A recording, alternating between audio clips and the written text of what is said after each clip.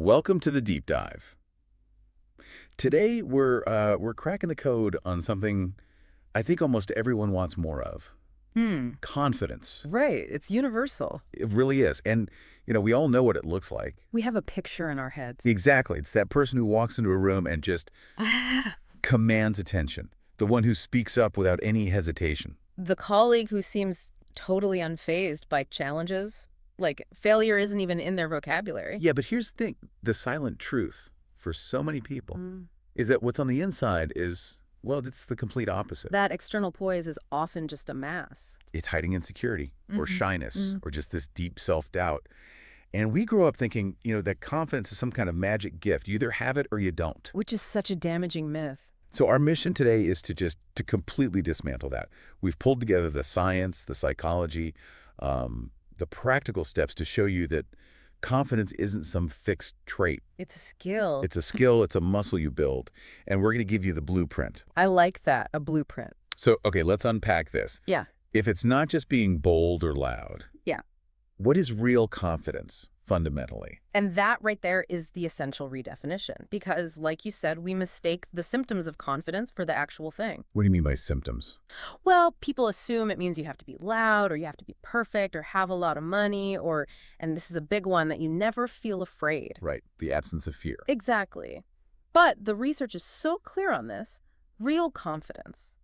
It's quiet. It's internal. Okay. It really just boils down to a single, simple concept. And that is Trusting yourself. trusting yourself. That's it. It's the deep, settled belief that you can handle life, whatever it throws at you, even when it's messy or difficult. It's inner strength, not, an outward show. That reframes everything. Because if it's about internal trust, then we have to stop chasing all the external things. The job, the perfect body, the validation. Right. To try and feel it. But, okay, before we get to building it, we have to understand what tears it down. Mhm. Why is it so incredibly common for people to feel so unconfident? It is so important for you listening to understand this isn't a personal failing.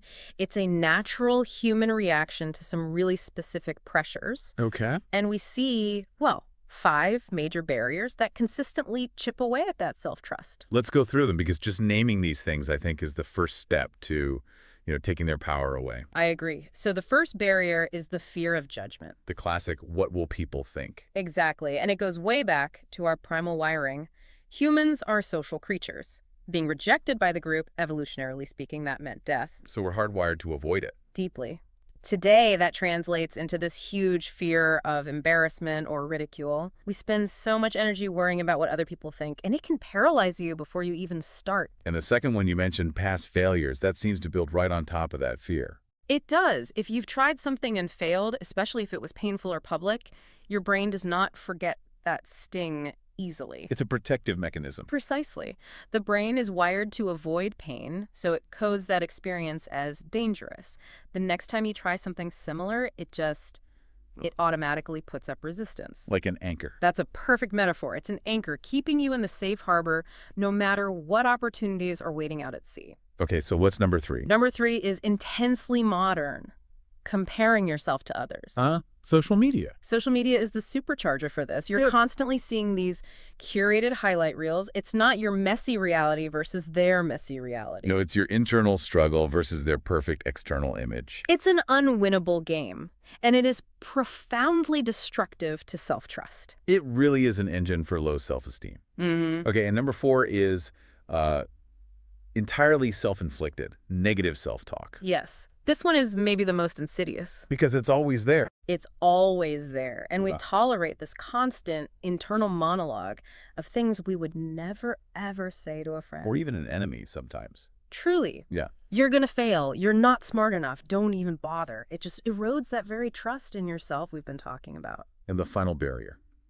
This one feels the most actionable. It links back to your point that confidence comes from experience, not just thinking. This is the critical piece of the puzzle. No small successes. Confidence doesn't just show up one day after you win the lottery. It grows. It grows from accumulating proof that you can do what you say you're going to do. So you need data points. You need data points. If you never create the opportunity for an achievement, even a tiny one, your brain never gets the data it needs to build that feeling of capability. Okay, so that connects us directly to the how. how we start creating those data points. You mentioned that it's not purely mental, that it involves the brain and the body. Absolutely. Confidence is a team sport. It's played between your brain, which is your internal confidence, self-belief, mindset, and your body. The body being external confidence. Exactly. Your posture, your breathing, your eye contact. And what's fascinating here is the idea that the physical part isn't just a result of confidence. It's a cause of it. For decades, research has shown that when you adopt what they call power poses, Standing straight, shoulders back. shoulders back, chin up, it can instantly influence your internal chemistry. You get a measurable increase in testosterone, a decrease in the stress hormone cortisol. So if I'm walking into a meeting and I feel nervous, but I consciously stand taller, I breathe deeper, I'm actually sending a signal to my brain that I'm capable. You are. You're sending a physiological message that says, I'm safe, I've got this. You're signaling to your own nervous system that the situation is under control, even if you feel fear. So the body's like a shortcut to changing your mental state. It's the fastest shortcut there is. You can sit there and repeat affirmations all day, but if your body is hunched over and your breathing is shallow, The physical signal wins. the physical signal of danger will always override the mental one of capability. So is there a real difference then between someone who is genuinely confident and someone who is just, faking it till they make it with their posture? The difference is subtle, but it's very important. The genuinely confident person has the proof. They have the past actions that back up the posture. I see. The person who's faking it is using the posture to generate the internal state they need to take the first action. So the trick only becomes real confidence When that posture leads to an action, and that action leads to a successful result, that's what closes the loop. the confidence loop. Okay, this is where it gets really interesting for me. Because this model, it completely flips traditional thinking on its head. It does. We're always told to wait until we feel confident before we do the scary thing. And that waiting is the biggest trap of all. If you wait to feel 100% confident, you will wait forever. So the loop is the blueprint. How does it work? The flow is very clear. Action leads to a result. That result leads to confidence. And that confidence then fuels more action. And the starting point is key. The starting point is everything. It's action. Confidence is the reward for taking action. It's not the prerequisite for it. It's the effect, not the cause. Precisely. If you want to build that internal trust, you have to do something, however small, to prove to your brain that you can execute. Which brings us to the small win method. This is how you get out of that paralysis we talked about earlier. This is it. This is the best, the fastest, and the most sustainable way to build confidence. The formula sounds almost too simple. Small wins equal big confidence. That's it. We're conditioned to look for the big, splashy achievements, win the big contract, get the promotion, Home runs. the home runs. But the reality is that confidence is built by consistency. It's built by following through on small, repetitive tasks. Your brain doesn't need proof that you can hit a home run. It needs daily proof that you can show up and swing the bat. Okay, so give us some tangible examples. What does a small win actually look like? Something someone listening can do today? The key is it has to be an action that takes just a tiny bit of courage or follow through. Low stakes. Very low stakes. It could be waking up 10 minutes earlier and actually getting out of bed. It could be organizing one single shelf on your desk. Okay. Socially, maybe it's talking to one new person at the coffee shop.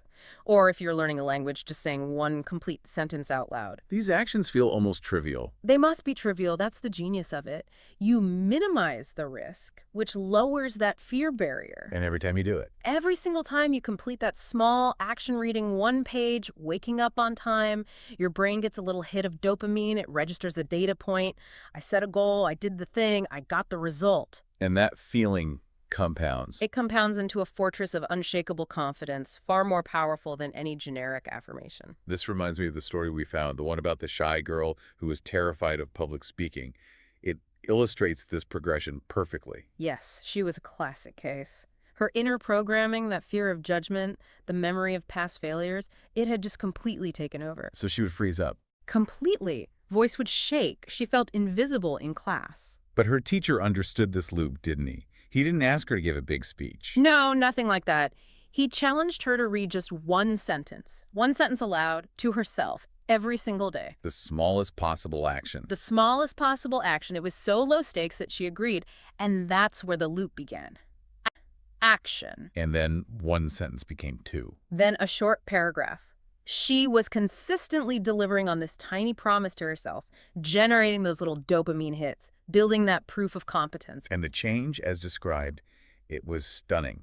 Within weeks, she started raising her hand in class again. Her voice was still soft, but she didn't shake. And then months later, She was a standout speaker in the school. And her intelligence hadn't changed. Her talent hadn't changed. her confidence changed, her internal trust, all built from that tiny daily action. And this brings us right back to that inner fight. Even when she was reading that one sentence to herself, you know that negative inner voice was screaming at her. You're wasting your time. This is stupid. You'll never be good enough. Meh. How do we actually win against that voice? It feels so powerful. It feels like the truth. It does. And it feels like the truth because it's coming from your amygdala, the ancient survival-focused part of your brain.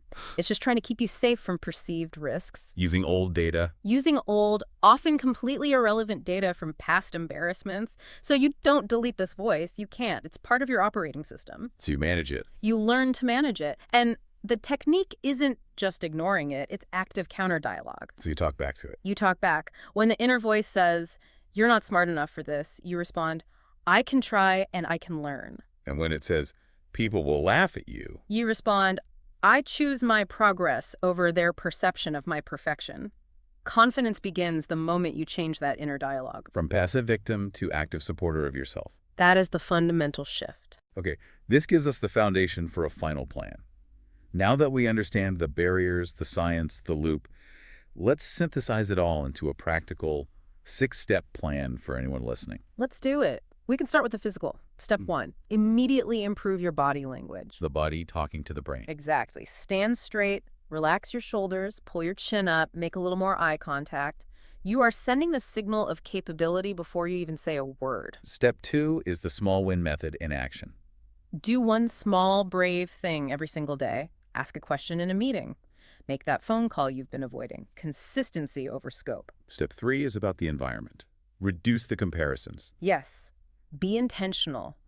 Unfollow or mute social media accounts that make you feel small. Your only focus should be on your own journey, your own improvement. And step 4, mastering that inner voice. Practice it like a skill.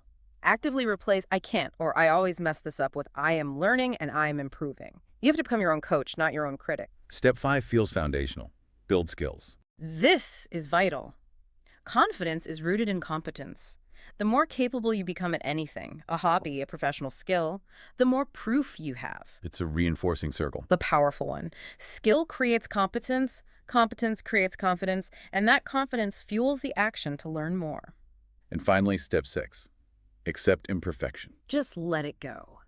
Release the need to be 100% perfect or 100% ready. Confidence thrives on progress, not perfection.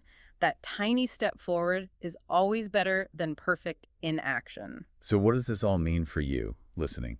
It means you have the power to change this. You really do. Throw out that old myth that you're either born with confidence or you're not. It is a trainable skill, and it grows with every action, every small win, every single time you choose a little bit of courage over caution. And here's a final thought, one that I think releases a lot of the pressure. You do not need to be fearless to be confident. That's a big one. It is. Confidence is not the absence of fear. It is the willingness to keep moving forward, even when that fear is sitting right there beside you. Every time you choose action over hesitation. You strengthen the loop. So the challenge is this. What is the one small, brave thing you will commit to doing today to start that loop?